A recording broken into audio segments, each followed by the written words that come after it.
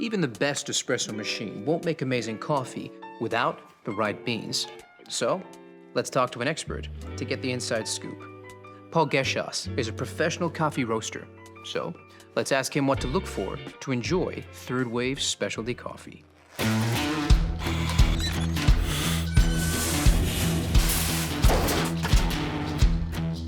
Well, it starts with freshness, but you don't want too fresh. Coffee beans are at their peak flavour from about 5 to 30 days out of roast. Immediately after being roasted, coffee releases CO2, so using it before that 5-day mark makes it a bit more challenging to work with. Once the beans are older than about 30 days, volatile aromatics start to fade, so the coffee loses the best parts of its character. Coffee beans of different origins, roast profile and age all need optimal temperatures to bring out their best. 93 degrees Celsius is a great starting point to understand the flavour potential of any coffee. Coffees from South American origins, such as Brazil, are generally lower in acidity, rounded and sweet with a medium to heavy body.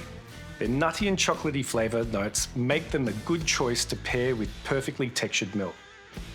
On the other hand, coffee beans from African origins, like Ethiopia and Kenya, are higher in complex acidity and can be more floral and delicate. Stone fruit and citrus are very common flavour notes you'll experience and make these origins the perfect choice for a single origin espresso or long black. Blending multiple varietals to build taste complexity is something we like to do as roasters, so definitely take some time to truly experience different blends at home. There it is, straight from an expert.